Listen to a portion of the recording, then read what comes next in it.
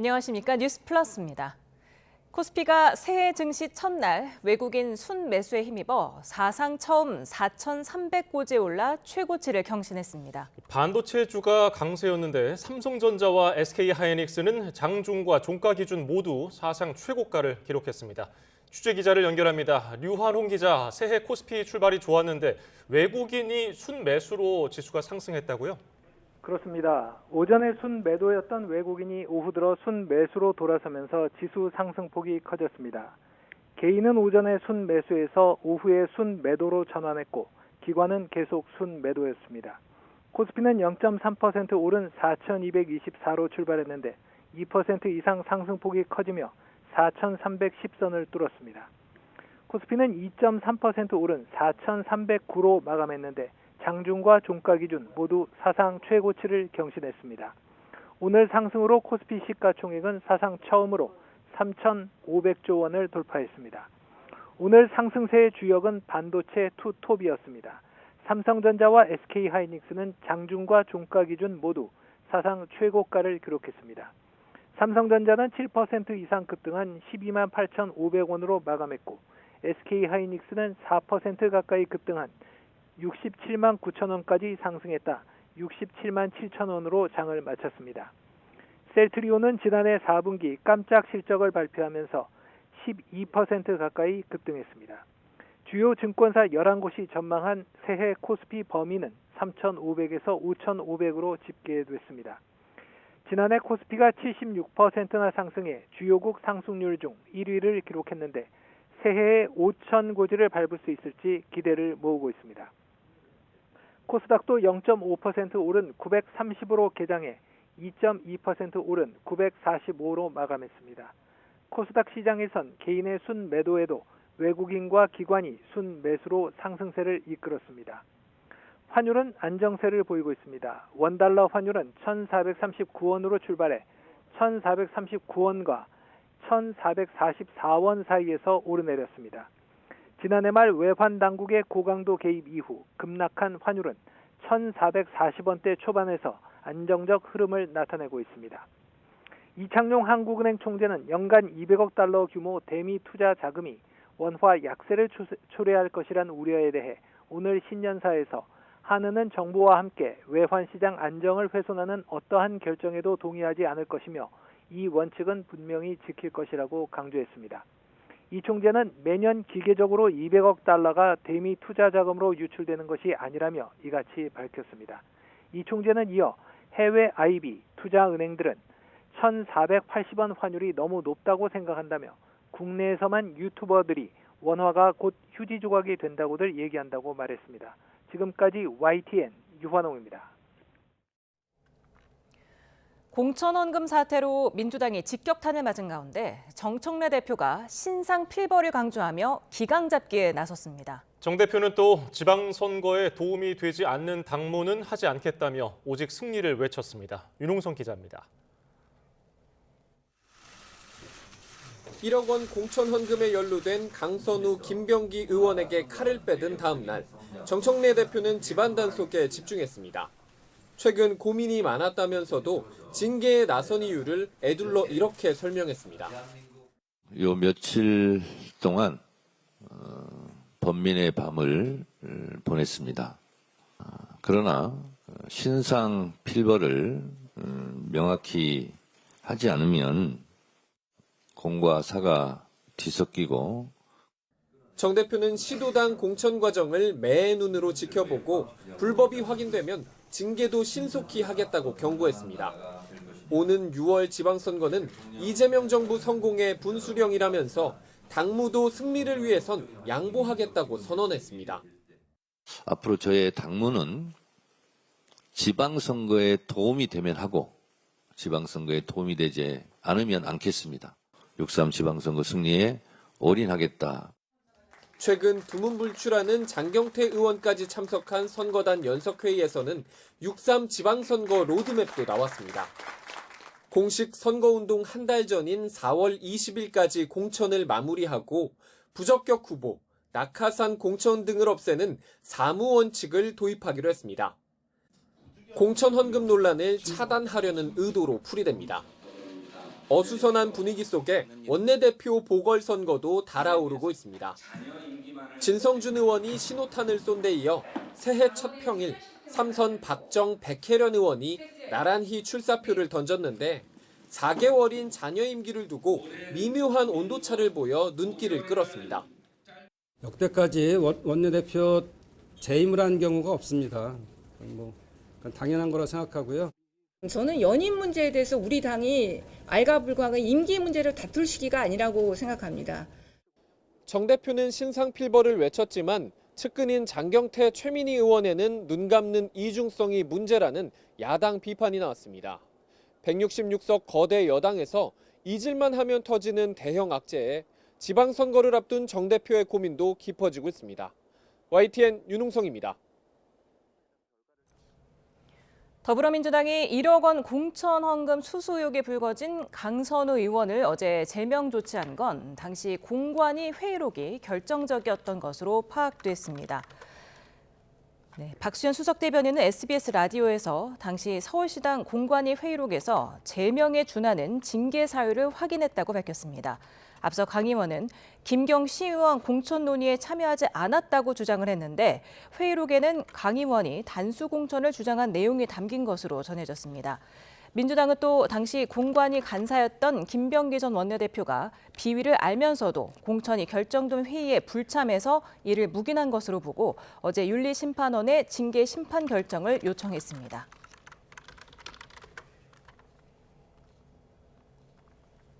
네, 방금 들어온 소식입니다. 네, 검찰이 지금 서해 공무원 피격 은폐 사건의 일부 항소를 하기로 결정했다는 소식이 들어왔습니다.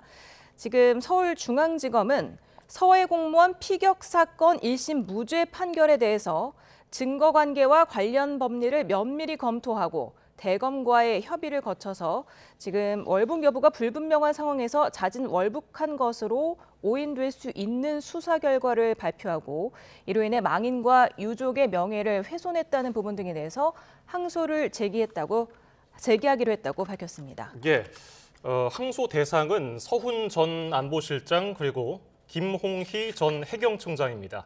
월북 발표에 대해서 항소한다고 밝혔습니다. 다만 박지원 전 국정원장 등에 대해서는 직권 남용 혐의에 대해서 항소를 포기한다고 밝혔습니다. 서훈 전 안보실장과 김홍희 전 해경청장에 대해서는 검찰이 항소했지만은 박지원 전 국정원장에 대해서는 항소를 포기했다는 내용입니다. 예, 보다 자세한 내용은 이어지는 뉴스에서 전해드리겠습니다. 민주당 김병기 전 원내대표는 전직 구의원들에게서 수천만 원을 받았다가 돌려줬다는 의혹도 불거진 상황이죠. 네, 이 같은 내용이 담긴 탄원서를 김 전 원내대표의 전 보좌진이 경찰에 제출하고 수사를 의뢰했지만 경찰은 2달 가까이 수사에 착수하지 않았던 것으로 YTN 취재 결과 파악됐습니다. 취재 기자를 연결합니다. 네, 정현호 기자. 경찰이 김병기 의원에 대해서 금품 수수 의혹 사건 수사가 그동안 접수됐지만 이루어지지 않았던 거죠? 네, 그렇습니다. 일단 민주당 김병기 의원이 지난 2020년 전직 동작구 의원 2명에게서 금품을 전달받았다는 의혹이 불거진 상황입니다. 전직 구의원 2명은 총선을 앞두고 김 의원 부인에게 각각 현금 2천만 원과 1천만 원을 전달했다가 돌려받았다는 의혹에 있는 인물입니다. 이들은 이러한 내용이 담긴 탄원서를 작성해서 지난 2023년 12월 민주당 지도부에 전달하려 한 것으로 파악됐는데요. YTN 취재 결과 김병기 의원의 전직 보좌진은 해당 탄원서를 지난해 11월 8일 서울 동작경찰서에 내면서 경찰에 수사도 요청한 것으로 파악됐습니다. 탄원서를 제출한 전 보좌진은 YTN과의 통화에서 탄원서와 함께 진술서도 제출하면서 경찰에 인지수사를 의뢰했고 참고인으로 부를 만한 인물들도 직접 지목해줬다고 밝혔습니다. 그런데 그 후로 2달 가까이 지났지만 경찰은 수사에 착수하지 않은 것으로 확인됐습니다. 서울 동작경찰서는 당시 탄원서가 제출된 건 사실이라면서도 김병기 의원 금품 수수 의혹에 대해선 수사에 착수하지 않았다고 밝혔습니다. 해당 탄원서 내용이 수사를 요구하는 것은 아닌 것으로 판단해서 배당하지 않았던 입장인데요. 이 같은 경찰 답변을 전해들은 김병기 의원의 전직 보좌진은 탄원서를 수사가 필요하다고 보고서 낸 것이고 당시 경찰에도 분명히 인지수사를 요청했다고 반발했습니다.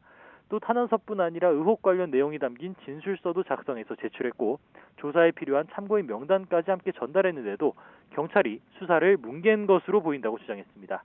이런 가운데 오늘 서울경찰청에는 김병기 의원 금품 수수 의혹과 관련된 고발장이 온라인을 통해서 접수됐고 다른 시민단체도 다음 주 고발을 예고하고 있습니다.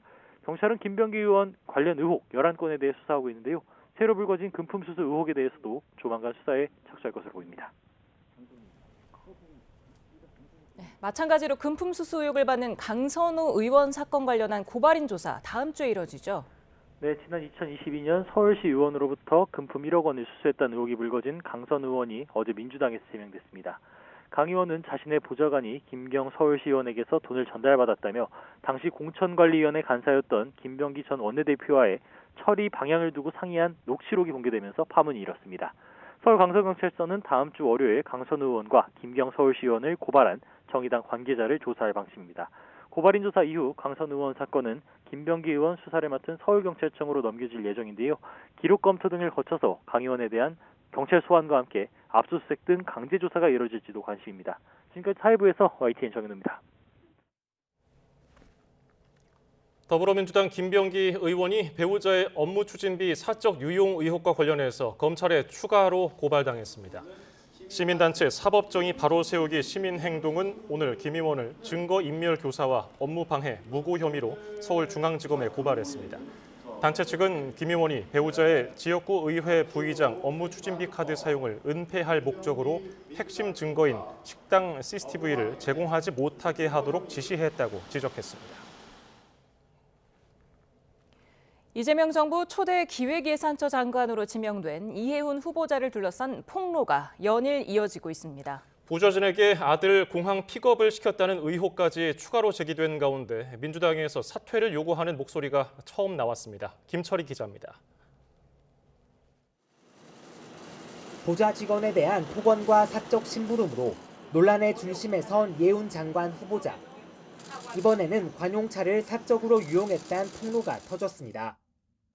바른정당 의원이던 지난 2017년 무렵 미국에 유학 간 아들이 귀국할 때마다 공항에 마중을 나가게 했단 건데 가족 일에 관용차를 이용하는 일이 여러 차례 반복된 것으로 파악됐습니다.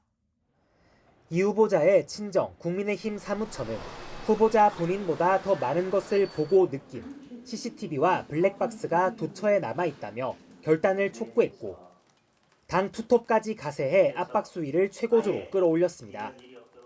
직원에게 내가 너를 죽이고 싶다는 막말을 퍼붓는 사람에게 어떻게 국정 예산을 맡길 수 있겠습니까? 형수님에게 현란한 욕설을 내뱉었던 이재명 대통령이기에 별일 아니라고 선택한 거 아니냐. 논란이 수그러들긴커녕 증폭하자 잡음 최소화에 방점을 찍던 여권도 분화 조짐을 보였습니다. 대파색이 옅은 재선 장철민 의원은 보좌 직원 폭언을 주먹질보다 더한 폭력으로 규정하며 어떠한 공직도 맡아선 안 된다고 민주당에서 처음 사퇴를 촉구했습니다.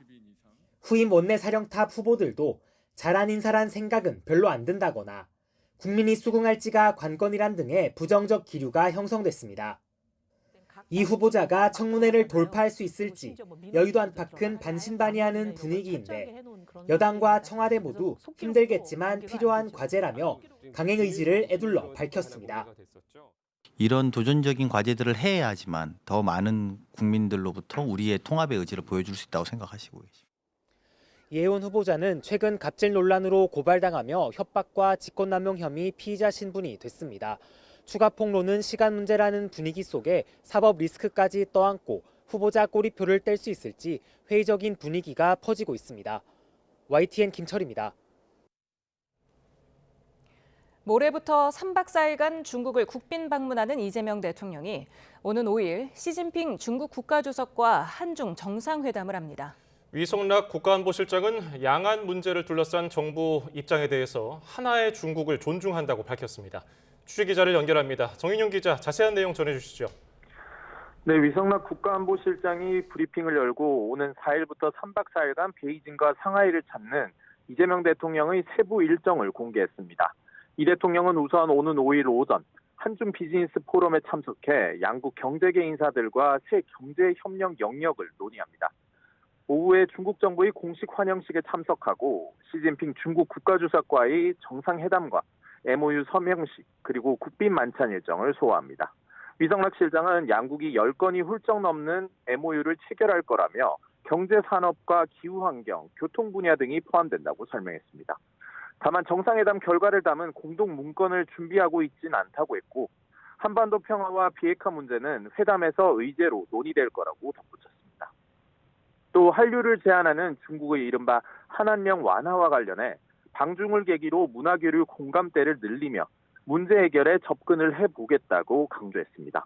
이 대통령은 이어 오는 6일 중국의 국회의장격인 자오러지 전인대 상무위원장을 면담하고 이후 경제사령탑인 리창 총리를 접견합니다. 같은 날인 6일 상하이로 이동해 천지닝 상하이시 당서기와 만찬을 하고 방중 마지막 날인 7일에는 한중 벤처 스타트업 서밋에 참석한 뒤 대한민국 임시정부 청사를 방문합니다. 위성락 실장은 민감한 현안인 중국과 타이완, 양안 문제에 대한 입장도 밝혔는데 우리는 일관되게 하나의 중국을 존중한다고 말했습니다. 네, 이재명 대통령 오늘 신년 인사회도 주재했는데요. 어떤 내용이 있었습니까? 네, 이 대통령은 병오년 새해를 맞아 오후 2시부터 청와대 영빈관에서 신년 인사회를 열었습니다. 이 대통령은 모두 발언에서 새해는 대한민국이 대도약을 향해 힘차게 달려가는 한 해가 될 거라며 옛길에서 벗어나 대전환의 길로 거침없이 나아가는 용기가 필요하다고 언급했습니다. 정부나 기업의 힘만으로는 도약을 이룰 수 없다며 변화를 바라는 국민의 열망과 의지를 하나로 모으는 것이 중요하다고 강조했습니다.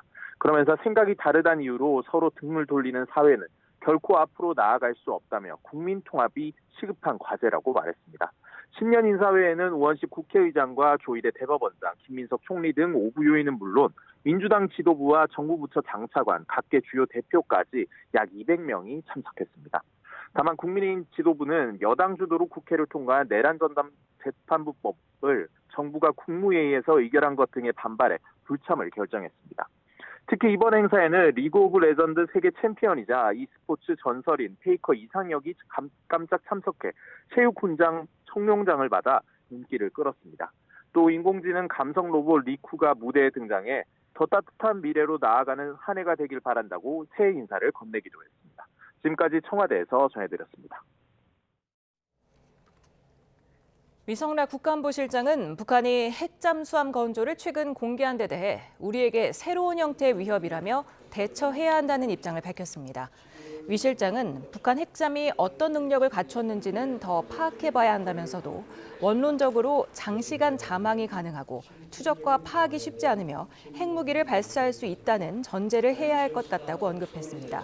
그러면서 우리는 북한의 핵잠을 추적하고 대비해야 한다며 중국에 잘 설명해서 납득시키려 한다고 덧붙였습니다. 최근 국회를 통과한 정보통신망법 개정안에 대해 미국 정부가 심각한 우려를 표했는데요. 관세 협상 타결로 봉합된 듯한 한미 간 통상 마찰에 새로운 불씨가 될 수 있다는 우려가 나오고 있습니다. 청와대는 법안이 만들어질 당시부터 미국 측과 소통해왔다며 대화를 이어간다는 입장입니다. 홍성기 기자입니다. 최근 미국 국무부는 한국의 정보통신망법 개정안이 국회를 통과한 것에 대해 심각한 우려를 나타냈습니다. 해당 법안이 미국의 온라인 플랫폼 사업에 부정적 영향을 주고 표현의 자유를 약화할 것이라는 겁니다. 미국의 직설적인 우려 표명에 국내에서는 한미 간 통상 마찰의 새로운 불씨가 될 것이라는 비판이 나왔습니다. 관세 협상으로 불거졌던 한미 간 통상 마찰이 다시 발생할 수 있다는 매우 심각한 경고 신호입니다. 새해 벽두부터 한미 간 균열 우려가 나오자 청와대는 진화에 나섰습니다.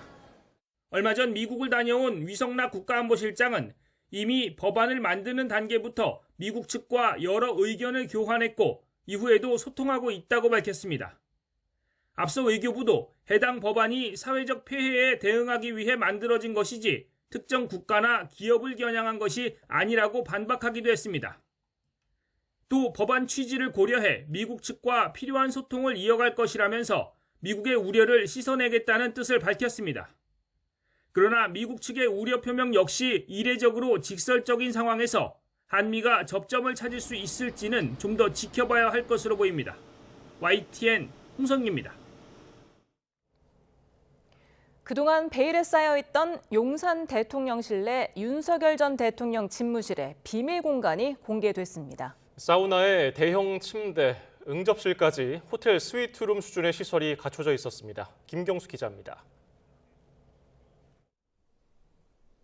옛 용산 대통령실 2층 윤석열 전 대통령 집무실 뒤에 마련된 내실입니다. 대형 침대 위에 호텔에서나 볼 법한 하얀색 이부자리가 깔려 있습니다. 침실과 별도로 갖춰진 응접실에는 3인용 소파와 1인용 소파 2개가 마주보고 있습니다. 침실과 응접실 바로 옆에는 사우나도 딸렸습니다. 편백나무로 마감된 시설 내부에선 스토브와 건식 사우나용 돌들이 보입니다. 벽면에는 TV 모니터도 설치돼 있는데 사우나를 하며 TV를 시청했을 것으로 추정됩니다. 윤 전 대통령이 청사를 드나들 때 이용했던 비밀 통로도 공개됐습니다. 기존 주차장 벽을 허물고 지하 1층으로 이어지게 만든 길입니다. 외부에선 잘 보이지 않게 불투명 플라스틱으로 가려져 있습니다. 이 통로가 완공된 건 지난 2022년 11월 23일 윤 전 대통령이 출근길에 기자들의 질문을 받던 도어 스태핑을 전격 중단한 날로부터 이틀 뒤입니다. 일각에선 지각 출근 의혹 등이 제기된 윤 전 대통령이 취재진 눈을 피하려 했던 건 아닌지 의심하고 있습니다. 대통령 집무실이 청와대로 옮겨오면서 용산 대통령실 내 윤 전 대통령의 비밀 공간은 곧 철거될 예정입니다. 하지만 소문으로만 떠돌던 전용 공간이 사실로 드러나며 국민과 역사의 평가를 받게 됐습니다. YTN 김경수입니다. 정치권의 금품을 로비한 의혹으로 수사를 받는 통일교가 이번에는 검찰에도 로비를 했다는 의혹으로 경찰 수사 선상에 올랐습니다. 경기 북부경찰청은 한학자 통일교 총재와 윤영호 전 통일교 세계본부장 등 통일교 간부들과 서울 동부지검 검사 등을 뇌물 공여 등 혐의로 입건해 조사하고 있습니다. 한 총재 등은 지난 2016년 재산 문제로 갈등을 겪는 아들 문 씨에 대한 처벌을 위해 로비 전문 변호사를 고용해서 사건을 담당하던 서울 동부지검에 청탁 대가로 돈을 주었다는 의혹으로 지난해 5월 고발당했습니다. 당시 검찰은 통일교의 고소 취하와 증거 불충분을 이유로 무혐의 처분했는데 경찰은 지난달 23일 서울구치소에서 윤 전 본부장을 접견 조사해서 사실관계를 확인한 것으로 전해졌습니다.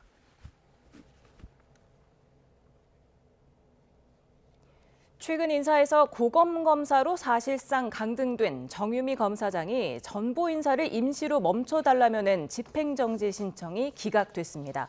재판부는 법무부 처분은 법무연수원 연구위원으로 전보한 정 검사장을 수개월 만에 고검검사급으로 전보한 거라며 사실상 불이익을 가하는 처분이라고 판단했습니다. 다만 직무 수행의 공정성이 침해될 우려나 회복하기 어려운 손해가 발생한다 단정할 수 없다며 효력을 멈출 긴급한 필요가 있어 보이지 않는다고 판시했습니다. 새해 복 많이 받으세요.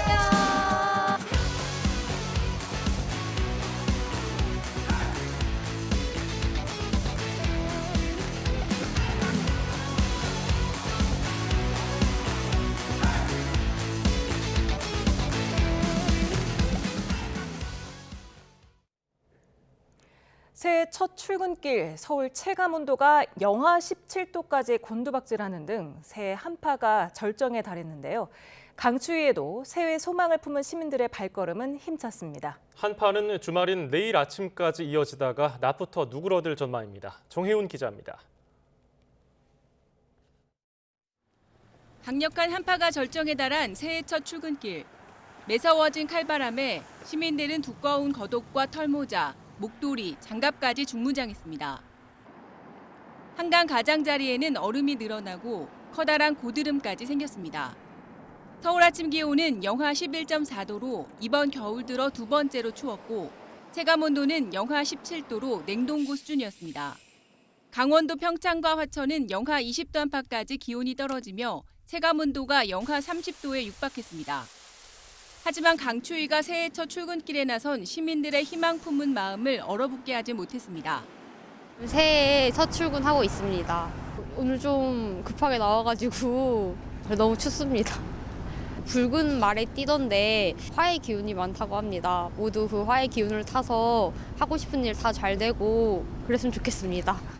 2025년에 잃었던 것처럼 26년에도 많은 걸 잃었으면 좋겠고 25년에 못 잃었던 것들 26년에 다 이룰 수 있는 한 해가 되었으면 좋겠습니다. 회사 이제 제가 이제 2년 차인데 좀 더 노련한 선배가 되고 싶습니다. 새해를 올린 한파는 주말 아침까지 이어집니다. 서해안과 제주 산간의 눈도 밤사이 더 이어질 것으로 보여 당분간 미끄럼 사고를 조심해야 합니다. 북쪽에서 내려온 찬 공기와 밤사이 복사 냉각이 더해지면서 3일인 토요일 아침까지 강한 추위가 이어지겠고 연초부터 찾아온 한파는 주말 낮부터 불어오는 온화한 서풍에 기온이 영상으로 오르며 누그러지겠습니다. 기상청은 다음 주까지 큰 추위는 없겠지만 동쪽 지방을 중심으로 대기가 매우 건조해지겠다며 산불 등 화재가 나지 않도록 유의하라고 당부했습니다. YTN 정혜윤입니다. 네, 조금 전 들어온 속보 전해드리겠습니다. 윤석열 전 대통령에 대해서 서울중앙지법이 증거인멸의 염려를 이유로 구속영장을 추가로 발부했다는 소식이 들어왔습니다. 원래대로라면은 이번 달 18일에 구속기한이 만료되는 거였는데요. 이번 추가 구속영장 발부로 6개월 정도 더 추가로 구속될 것으로 보입니다. 예, 일반 이적죄입니다. 일반 이적죄로 법원이 윤석열 전 대통령에 대해서 영장을 추가로 발부했다는 소식 전해드렸고요. 보다 자세한 소식은 이어지는 뉴스에서 전해드립니다. 네, 다음 소식입니다. 최강 한파 속에 제주도에는 강풍이 불고 폭설이 쏟아졌습니다. 산간뿐 아니라 제주 해안에도 눈이 쌓이면서 시민들이 큰 불편을 겪었고 강풍 피해도 이어졌습니다. 고재형 기자입니다. 하늘에서 솜털이 쏟아지듯 한방눈이 쉴 새 없이 내립니다. 도로는 밤새 내린 눈이 얼어붙은 상황. 승용차는 물론 대형 버스도 눈길에서는 힘을 쓰지 못합니다. 눈길에 멈춰선 자동차는 자치경찰관이 제설제를 뿌리며 눈을 치우자 움직일 수 있습니다. 새해 첫 출근길에 나선 시민들은 눈 때문에 애를 먹었습니다. 사무실이 여기 병원, 제대병원 앞에 있는데 올라가다가 차가 못 올라가가지고 체인지 오는 상황입니다. 최강 한파에 기온도 뚝 떨어져 올겨울 들어 가장 추운 날씨를 보였습니다. 대부분 지역에서 최저 기온이 영하를 기록했고 강풍의 체감 기온은 영하 5도 아래 머물렀습니다. 두꺼운 옷으로 중무장하고 외출하는 시민들. 하지만 옷을 파고드는 매서운 추위에 몸이 절로 떨립니다. 옷을 단단히 입고 나왔는데도 불구하고 춥다는 소리가 저절로 나옵니다. 제주 전역에 눈이 내리면서 눈길 교통사고도 잇따라 부상자들은 병원에서 치료받고 있습니다. 강풍 피해도 이어졌습니다. 제주공항에는 종일 강풍과 급변풍특보가 발효되면서 항공기 운항이 차질을 빚었습니다. 100편이 넘는 항공편이 무더기 지연 운항했고 초속 15m 안팎의 강풍에 신호등이 부서지고 간판이 흔들린다는 신고도 소방에 접수됐습니다. 최강 한파가 몰고 온 폭설과 강풍에 제주섬이 종일 몸살을 앓았습니다. YTN 고재영입니다. 경제정책 사령탑을 맡고 있는 기획재정부가 18년 만에 재정경제부와 기획예산처로 기능이 분리되며 공식 출범했습니다. 구윤철 부총리 겸 재정경제부 장관은 올해를 한국경제 대도약의 원년으로 삼겠다는 의지를 다졌습니다. 오인석 기자입니다. 정부 조직 개편에 따라 재정경제부와 기획예산처가 각각 현판식을 열고 공식 출범했습니다.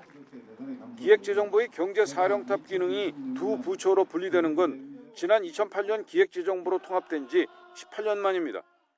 재정경제부는 경제정책과 세제, 외환, 국고관리 등을, 기획예산처는 중장기 국가전략과 예산 편성과 집행, 국가채무 등을 담당하게 됩니다.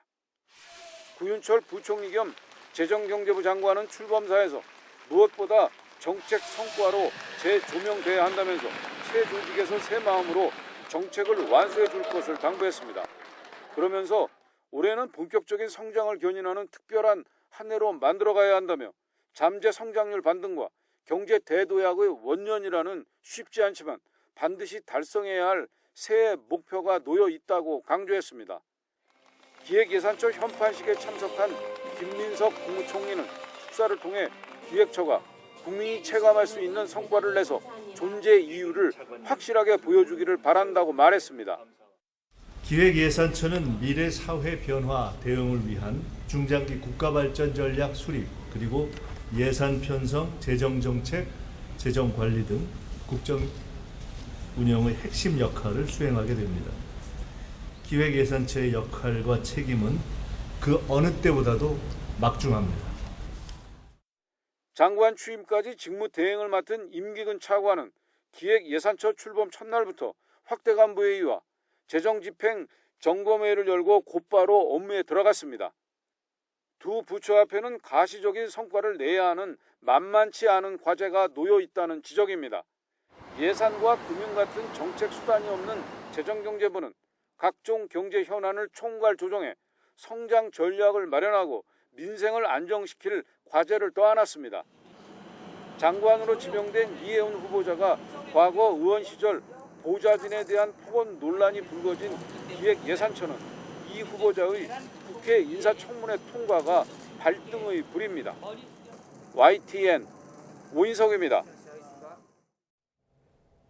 정부가 2030년까지 수도권에 135만 가구를 공급하기로 한 97 대책의 속도를 내기 위해 전담 부서인 주택공급추진본부를 출범했습니다. 흩어져 있던 공급 기능을 하나로 모아서 추진력과 정책 신뢰성을 높이겠다는 취지인데 김윤덕 국토부 장관은 이르면 이달 중순에 추가 공급 대책을 발표하겠다고도 밝혔습니다. 차유정 기자입니다. 올해 전국 아파트 입주 물량은 약 21만여 가구로 지난해보다 25%가량 줄어듭니다. 특히 서울 입주 물량은 3만 가구를 밑돌아 지난해보다 30% 이상 급감하는 수준입니다.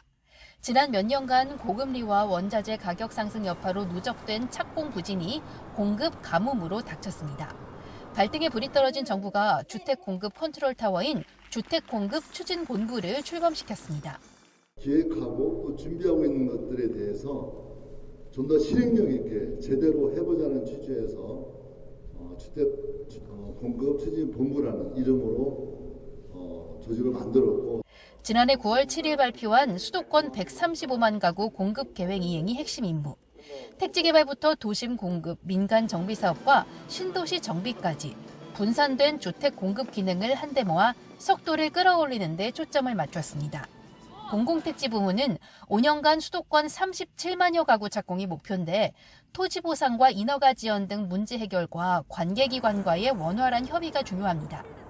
이해관계가 복잡한 유휴부지 활용, 보상 문제가 첨예한 공공도심복합사업 추진 역시 현장의 갈등 요소를 조정하는 일이 핵심이 될 것으로 보입니다.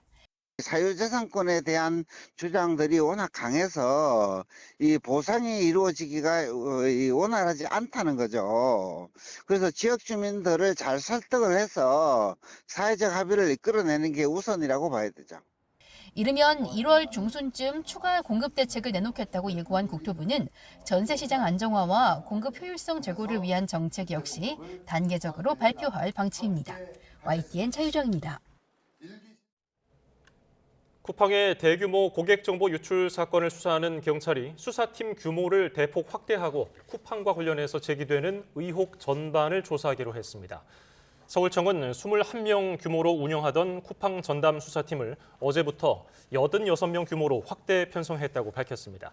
전담팀은 또 쿠팡 측이 자료 보전 요구에도 5개월 분량의 홈페이지 접속 로그가 삭제되게 방치한 건과 관련해서 정부에서 수사를 의뢰한 건도 오늘 넘겨받아 입건 전 조사에 착수했습니다. 쿠팡 김범석 의장이 지난 2020년 숨진 장덕준 씨의 과로사 정황을 은폐하려 했다는 의혹과 관련해 경찰이 다음 주 고발인 조사를 진행하는 등 본격 수사에 나섭니다. 서울청 형사기동대는 오는 6일 오후 2시 전국 택배노조를 상대로 김 의장의 증거인멸 교사 등 혐의 관련 고발인 조사를 진행합니다. 경찰은 같은 날 유족에 대한 참고인 조사도 진행할 예정입니다. 관봉권 띠지 분실 의혹과 투자 쿠팡 퇴직금 수사 외압 의혹을 수사하는 상설특검이 대검찰청을 압수수색했습니다. 검찰 윗선의 증거 은폐나 수사 무마 지시 여부와 관련한 자료를 확보하면서 수사에 속도를 내고 있습니다. 조성호 기자입니다. 안권섭 특별검사팀이 대검찰청 압수수색에 나섰습니다. 대상에는 검찰 내부망을 관리하는 정보통신과가 포함됐습니다. 관봉권 띠지 분실 의혹과 쿠팡 수사무마 의혹 관련 메신저 기록 등 전산 자료를 확보한 걸로 알려졌습니다. 대검은 서울 남부지검이 건진법사 전성배 씨 자택에서 압수한 현금 다발에서 한국은행 관봉권 띠지를 분실한 사건을 직접 감찰했습니다. 지난해 8월 22일까지 검찰 메신저 내역을 바탕으로 수사했고 고의적인 증거 은폐는 없었다는 취지의 결과를 발표했습니다. 봐주기 감찰 논란은 상설특검 출범의 빌미가 됐습니다. 대상자가 검사이기 때문에 결국 제19 감사하기 측면이 있지 않겠나 이런 의심을 갖다 거두기가 쉽지 않지 않겠습니까? 특검은 지난달 대검 감찰부에서 수사 기록 등을 넘겨받아 분석했고 한국은행 발권국에서 띠지 관련 자료를 확보했습니다. 추가로 수집한 증거와 향후 수사를 통해 감찰과 수사 과정에 문제가 없었는지 확인할 방침입니다. 특검은 대검 압수수색에서 쿠팡 퇴직금 미지급 사건을 불기소 처분한 인천지검 부천지청의 수사보고서 등도 확보한 걸로 알려졌습니다. 문지석 부장검사가 폭로한 것처럼 쿠팡 사건 관련 중요 증거들이 누락됐는지, 그랬다면 부천지청 윗선의 의도적 개입이 있었는지 등을 들여다볼 걸로 보입니다.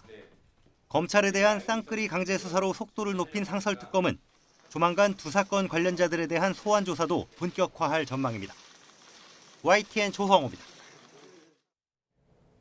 조희대 대법원장이 사법부 구성원들을 향해 사법부의 신뢰를 스스로 훼손하는 일이 없도록 작은 언행 하나하나에도 유의하는 등 각별히 유념해달라고 당부했습니다. 조 대법원장은 대법원 시무식에서 재판 진행 중계방송이 도입돼 법관의 말 한마디, 행동 하나하나에 국민의 관심이 집중되고 있다며 이같이 밝혔습니다. 조 대법원장은 국민 관심이 집중되는 다수의 사건이 법원의 판단을 기다리고 있고 앞으로 이런 사건은 늘어날 것으로 예상된다며 사법부의 책무가 그 어느 때보다도 무겁고 엄중한 시기에 서 있다고 말했습니다. 1심에서 전원 무죄가 선고된 서해 공무원 피격 사건에 대해 검찰이 일부 항소를 결정했습니다. 박지원 전 국정원장과 서욱 전 국방부 장관은 무죄가 확정됐습니다. 취재기자를 연결합니다. 임혜진 기자, 검찰이 고심 끝에 일부 항소로 결론 냈죠? 네, 항소 시한을 불과 6시간 남짓 남겨두고 결과가 나왔는데요. 서울중앙지검은 증거관계와 관련 법리를 면밀히 검토하고 대검과의 협의를 거쳐 허위 공문서 작성 혐의를 받는 서훈 전 청와대 국가안보실장과 김홍희 전 해양경찰청장에 대해서만 항소를 제기하기로 결정했다고 밝혔습니다. 월북 여부가 불분명한 상황에서 다른 월북한 것으로 오인될 수 있는 수사 결과를 발표하고 이로 인해 망인과 유족의 명예를 훼손했다고 볼 수 있다는 겁니다. 나머지 직권남용 권리행사 방해 혐의에 대해서는 실익을 고려해 항소하지 않기로 했는데요. 이로써 박지원 전 국정원장과 서욱 전 국방부 장관, 노은채 전 국정원 비서실장은 무죄가 확정됐습니다. 네, 이번 결정 어떻게 해석할 수 있을까요? 네, 법조계에서는 검찰이 항소를 하지 않을 거란 관측이 우세했었습니다. 앞서 무죄 판결이 나온 뒤에 이 사건을 고발했던 국정원이 고발을 취하하기로 했고 이재명 대통령과 김민석 총리가 국무회의에서 잘못된 기소라면서 항소 포기에 무게를 실었기 때문입니다. 정성호 법무부 장관도 오늘 기자들과 만난 자리에서 구체적인 사건에 개입하지 않는 게 자신의 원칙이라며 수사 지휘 가능성에 선을 그으면서도 이 사건은 전형적인 정치 보복이라며 항소 포기 결정에 힘을 싣는 취지의 언급을 하기도 했습니다. 다만 이미 수사팀이 항소 의견을 냈고 유족 측이 강하게 항소 제기를 원하는 점도 고려한 판단으로 풀이됩니다. 예, 검찰이 일부 항소 확인은 했지만 유족 측에서는 항의가 거셀 것 같은데요. 네, 앞서 서해 공무원 피격 사건으로 숨진 고 이대준 씨의 유족 측은 오늘 국회에서 기자회견을 열고 검찰의 항소를 촉구했었습니다. 유족의 간절한 항소 요청에도 검찰이 항소하지 않는다면 수사팀의 추가 검토를 지시한 박철호 서울중앙지검장과 항소 포기를 언급한 김민석 총리를 공수처에 고발하겠다고도 했습니다. 이어 이재명 대통령과 김민석 총리의 발언은 항소폭이 압박이자 국가폭력이라고 비판하기도 했는데요. 현 정부에서는 진실규명과 책임 추궁을 기대하기 어렵다며 국제사회의 사건을 공론화하기 위해 트럼프 미국 대통령에게 서신을 보냈다고 밝히기도 했습니다. 앞서 검찰은 2020년 북한군에 살해된 해양수산부 공무원 사건을 은폐하고 자진 월북으로 조작한 혐의로 문재인 정부 안보라인 5명을 직권남용 혐의 등으로 재판에 넘겼습니다. 지난달 26일 1심 재판부는 발표와 대응 과정에서 일부 판단 착오나 미흡한 점이 있었다 하더라도 이를 형사처벌이 되는 범죄로 단정하기는 어렵다며 전원 무죄를 선고했습니다. 지금까지 사회부에서 전해드렸습니다. 배우 나나 씨가 지난해 11월 집에 침입해 금품을 요구한 30대 남성에게 역고소를 당했습니다. 소속사는 유명인이라는 점을 악용한 반인륜적 행위라고 비판했습니다. 김승환 기자입니다. 지난해 11월 배우 나나와 어머니가 사는 집에 흉기를 든 30대 남성이 들이닥쳐 돈을 요구했습니다. 5년은 몸싸움 끝에 이 남성을 제압한 뒤 경찰에 신고했습니다. 이 과정에서 30대 남성은 턱 주변을 다쳤습니다. 순찰차 2대랑 그다음에 구급차 2대랑 그다음에 그 형사들 타고 다니는 검은색 차랑 그렇게 와 있었어요. 당시 경찰은 모녀의 행동이 정당방위에 해당한다고 판단해 별도로 사건 처리하지 않았고 이 남성은 구속됐습니다. 그런데 범행을 저지른 남성이 나나를 고소했습니다.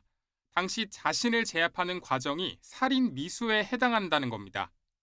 그 수단과 정도 또한 필요 범위를 넘었다고 보기는 어렵습니다. 살해의 고의가 인정되기 어려워 살인 미수 혐의가 성립될 가능성은 낮아 보입니다.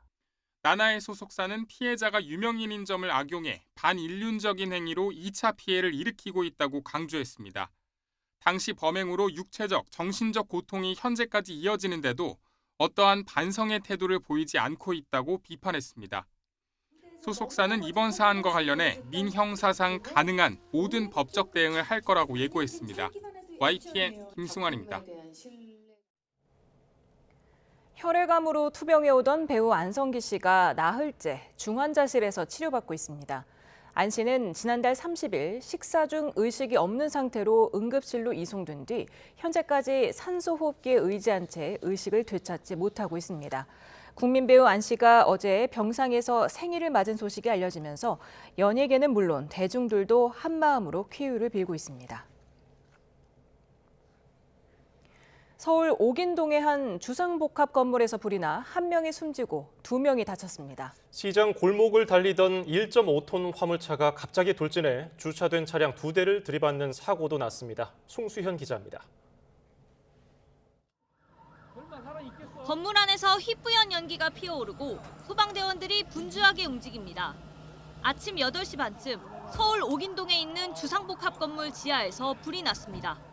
거기서 연기가 막 나오길래 저 앞에 전문으로 왔더니 거기서도 계속 연기가 나와서 그래서 신고를 했습니다. 40대 남성이 지하 1층에서 구조돼 병원으로 이송됐지만 끝내 숨졌고 같은 건물 5층에 있던 30대 여성과 10대 남학생이 연기를 마셔 다쳤습니다. 3사람은 가족관계로 확인됐는데 경찰과 소방은 정확한 화재 원인을 조사하고 있습니다. 오후 2시쯤엔 경기 양주시 은현면에 있는 의류 폐기물 시설에서 불이 났습니다.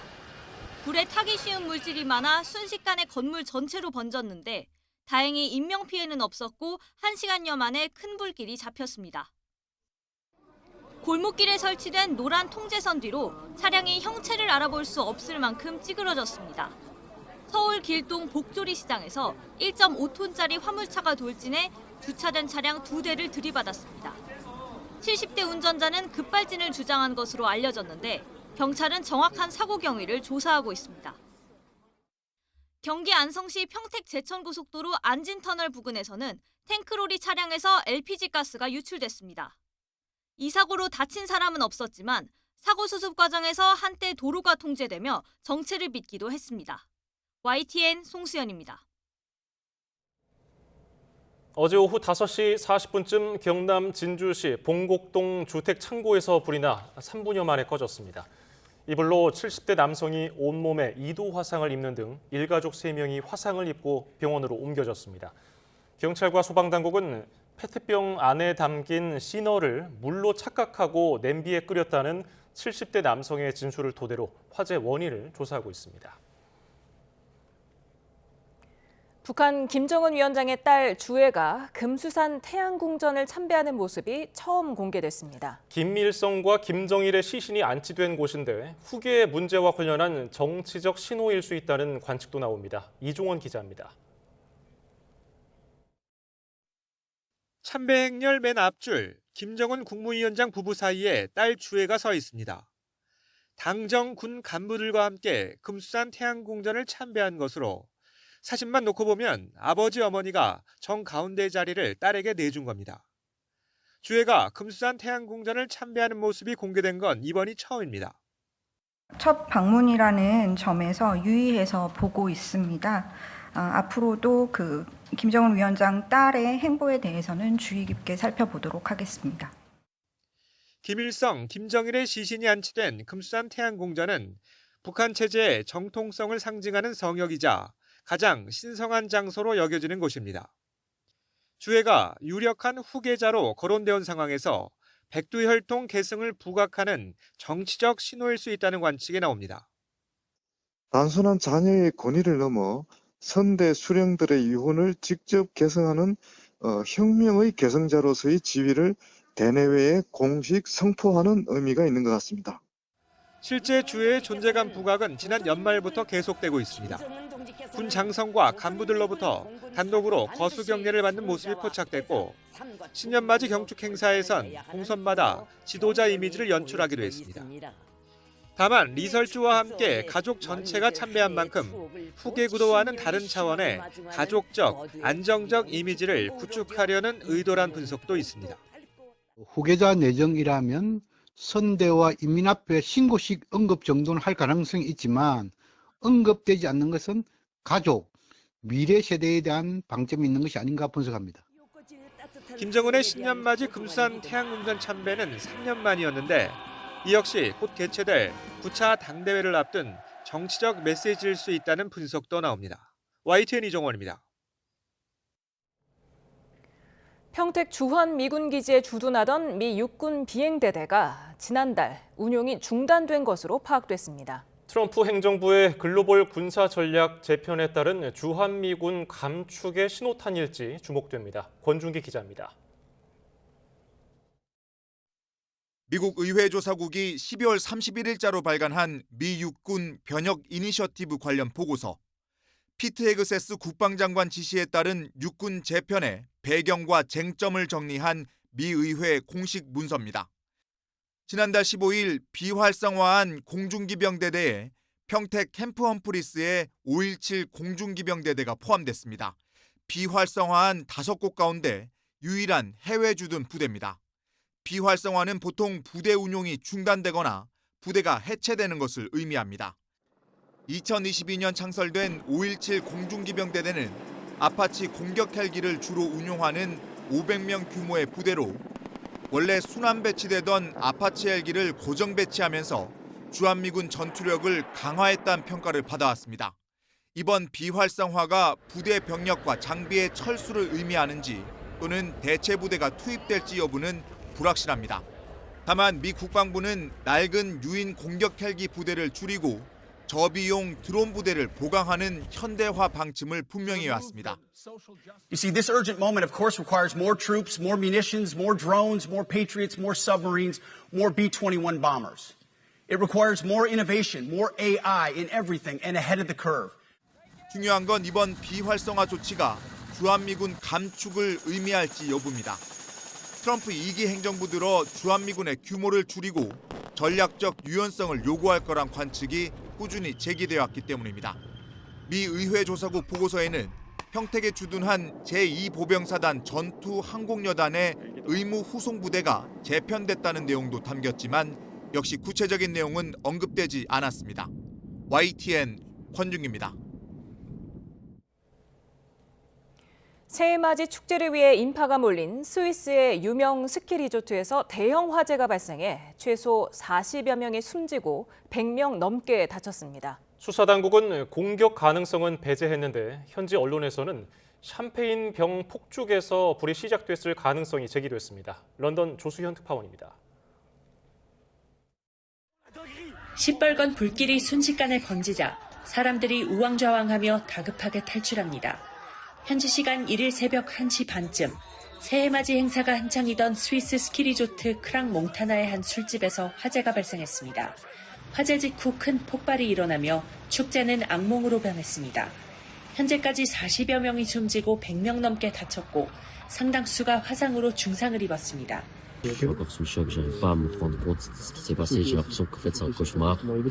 화재 원인을 조사 중인 수사당국은 일단 테러 공격 가능성은 배제했습니다. 프랑스 현지 매체는 샴페인 여러 병에 달린 폭죽에서 화재가 시작됐을 수 있다고 목격자들을 인용해 보도했습니다.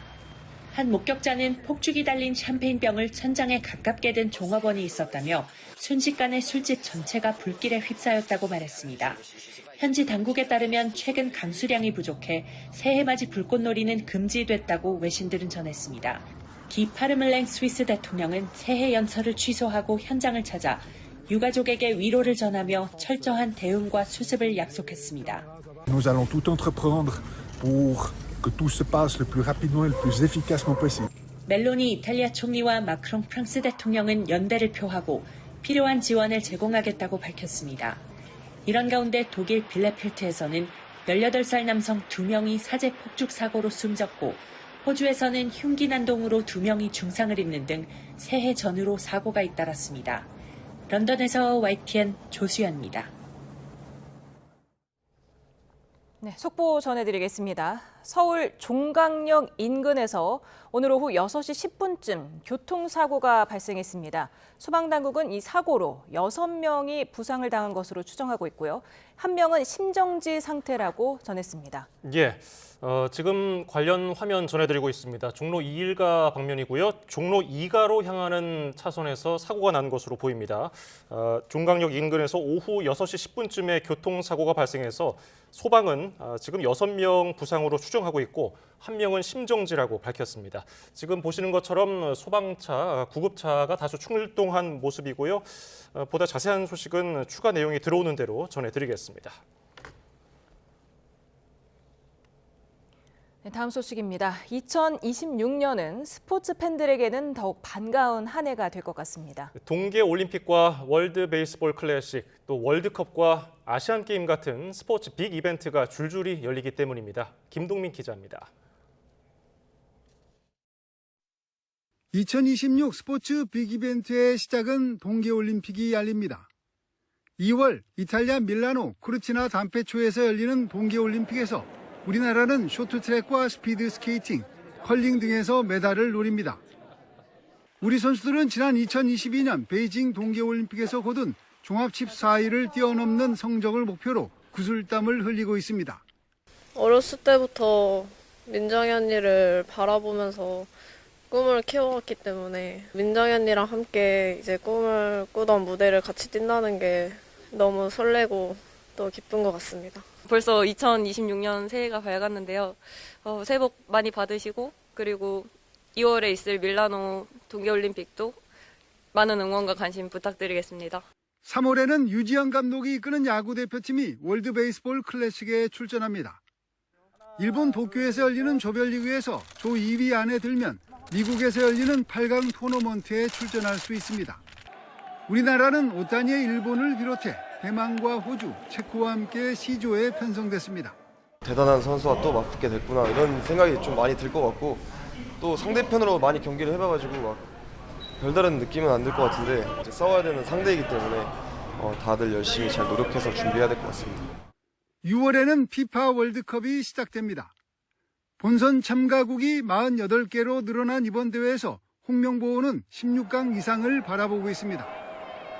축구 대표팀의 캡틴 손흥민이 이강인, 김민재 등 황금 멤버들과 함께할 마지막 월드컵에서 유종의 미를 거둘지 주목됩니다.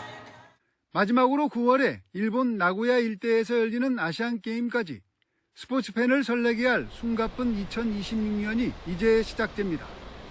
YTN 김동민입니다. 새해 문화예술계에 많은 변화가 예상됩니다. K컬처 300조 원 시대를 내건 새 정부 문화예술 정책이 본격화되고 기초예술 분야 지원도 강화됩니다. 박수표 기자가 정리했습니다.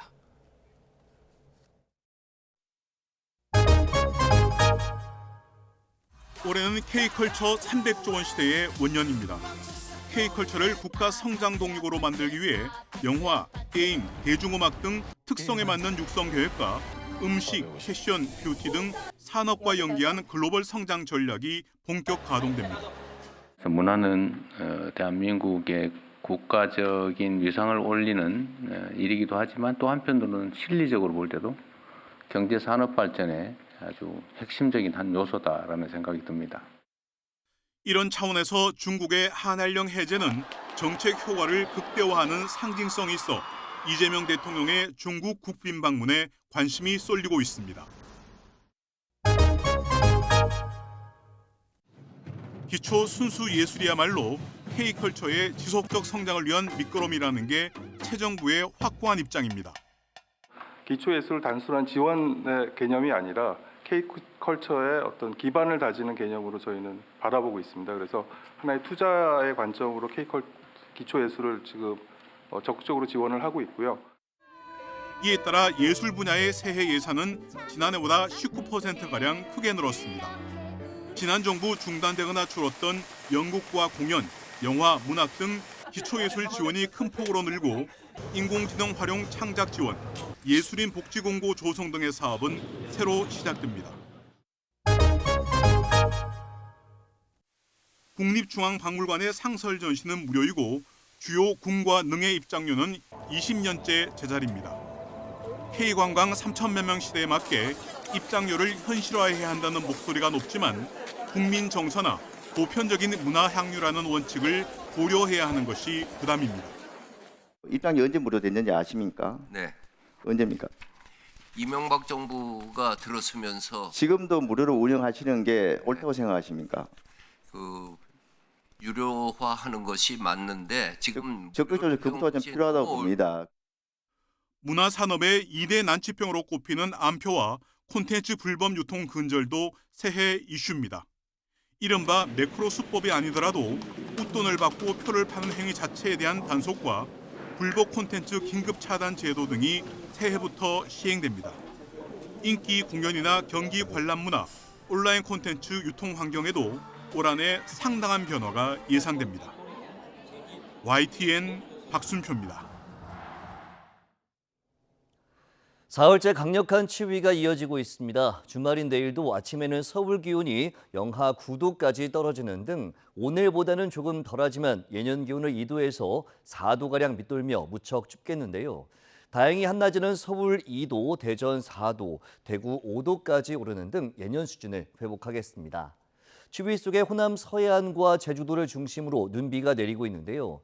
호남 서해안에는 내일 새벽까지 최고 5cm, 제주 산간에는 오전까지 최고 10cm의 많은 눈이 더 오겠고 내일 오전부터 오후 사이 충남과 전북 서해안을 중심으로 또다시 약한 눈비가 오거나 눈이 날리겠습니다. 그 밖의 지역에서는 하늘만 흐려질 전망입니다. 날씨 정보였습니다.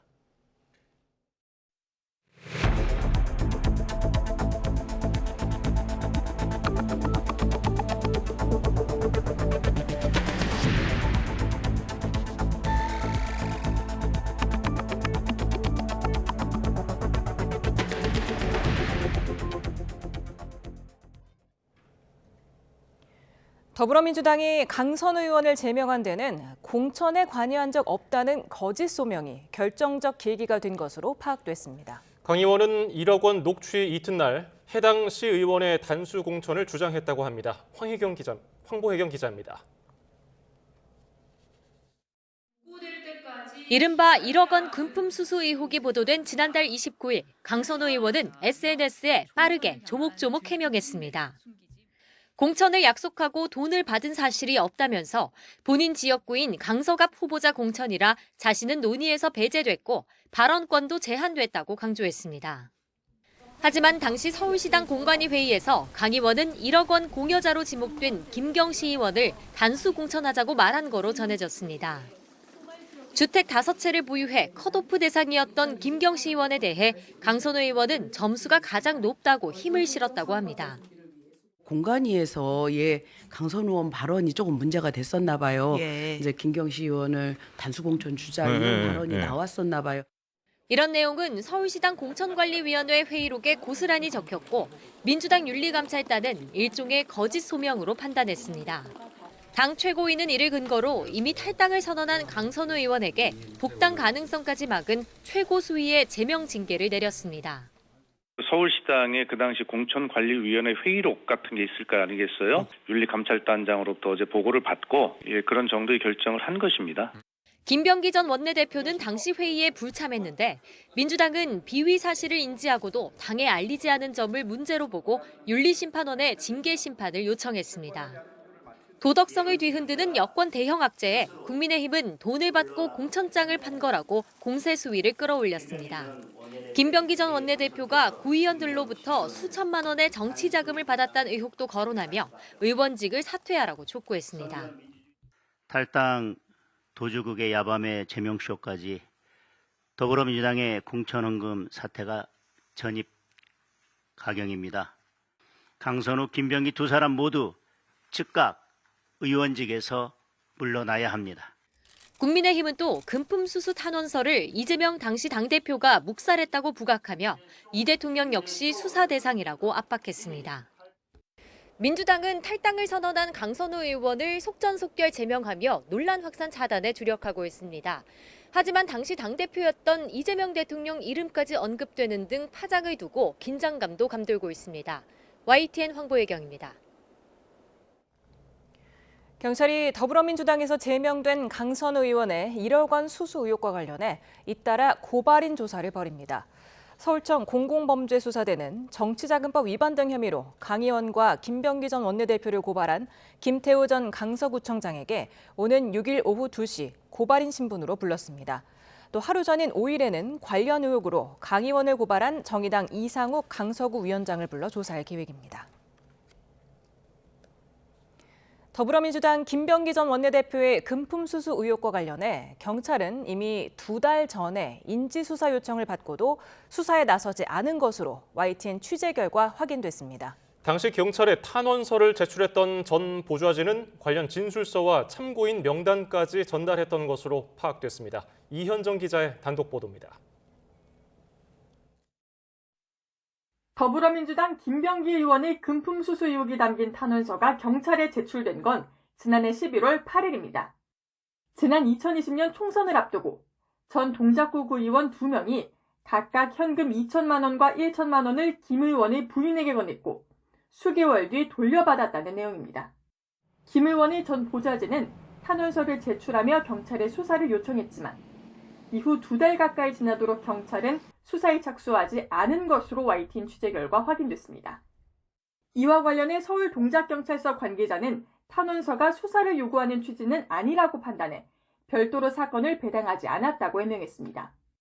이에 대해 당시 경찰서를 직접 찾았던 김 의원의 전 보좌진은 YTN과의 통화에서 경찰에 탄원서를 제출하며 분명 인지수사를 요청했다고 반박했습니다.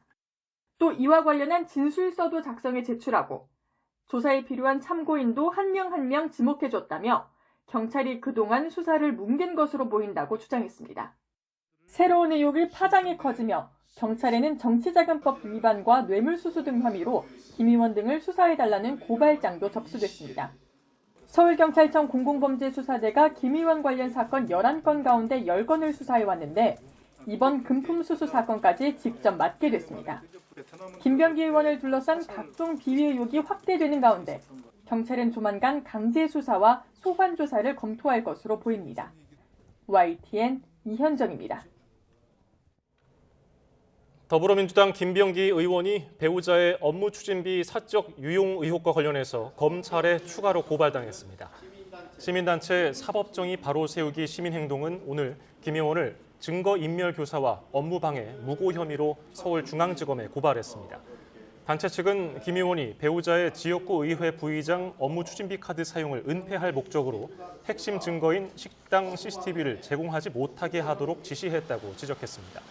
이어서 김 의원이 의혹을 보도한 기자 등을 고소했다며 이는 자신의 부패를 감추기 위해 무고했던 게 명백하다고 설명했습니다. 공천원금 사태로 민주당이 직격탄을 맞은 가운데 정청래 대표가 신상 필벌을 강조하며 기강 잡기에 나섰습니다. 정 대표는 또 지방선거에 도움이 되지 않는 당무는 하지 않겠다며 오직 승리를 외쳤습니다. 윤홍성 기자입니다. 1억 원 공천 헌금에 연루된 강선우, 김병기 의원에게 칼을 빼든 다음 날 정청래 대표는 집안 단속에 집중했습니다. 최근 고민이 많았다면서도 징계에 나선 이유를 애둘러 이렇게 설명했습니다. 요 며칠 동안 번민의 밤을 보냈습니다.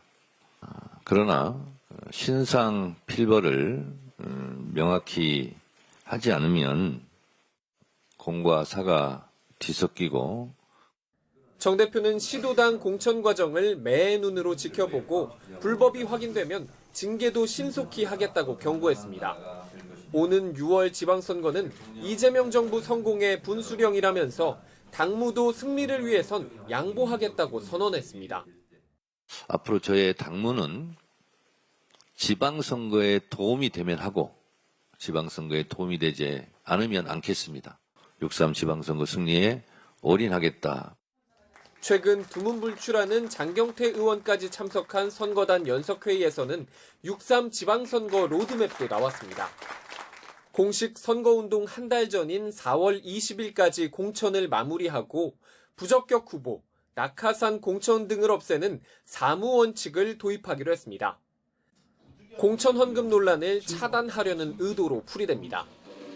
어수선한 분위기 속에 원내대표 보궐선거도 달아오르고 있습니다.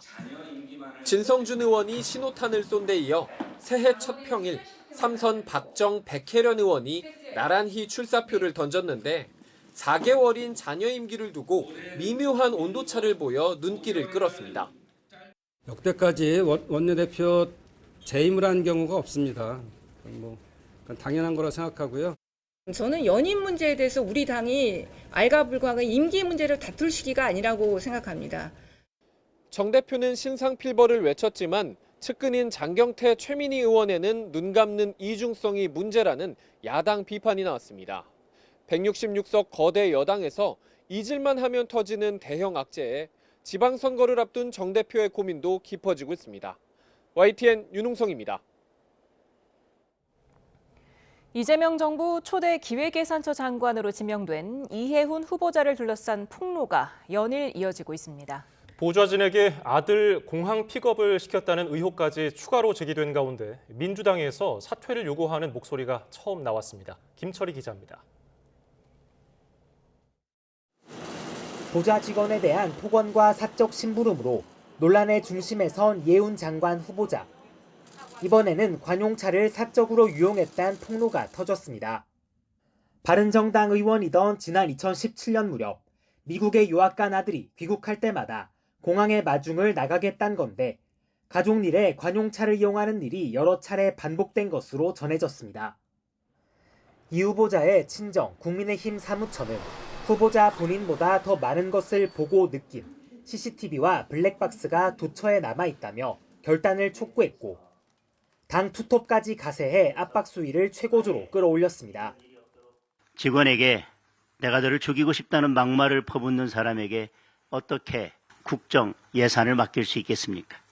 형수님에게 현란한 욕설을 내뱉었던 이재명 대통령이기에 별일 아니라고 선택한 거 아니냐. 논란이 수그러들긴커녕 증폭하자 잡음 최소화에 방점을 찍던 여권도 분화조짐을 보였습니다. 대파색이 옅은 재선 장철민 의원은 보좌직원 폭언을 주먹질보다 더한 폭력으로 규정하며 어떠한 공직도 맡아선 안 된다고 민주당에서 처음 사퇴를 촉구했습니다. 후임 원내사령탑 후보들도 잘한 인사란 생각은 별로 안 든다거나 국민이 수긍할지가 관건이란 등의 부정적 기류가 형성됐습니다. 이 후보자가 청문회를 돌파할 수 있을지 여의도 안팎은 반신반의하는 분위기인데 여당과 청와대 모두 힘들겠지만 필요한 과제라며 강행 의지를 애둘러 밝혔습니다. 이런 도전적인 과제들을 해야지만 더 많은 국민들로부터 우리의 통합의 의지를 보여줄 수 있다고 생각하시고 계십니다. 이혜훈 후보자는 최근 갑질 논란으로 고발당하며 협박과 직권남용 혐의 피의자 신분이 됐습니다. 추가 폭로는 시간 문제라는 분위기 속에 사법 리스크까지 떠안고 후보자 꼬리표를 뗄 수 있을지 회의적인 분위기가 퍼지고 있습니다. YTN 김철입니다.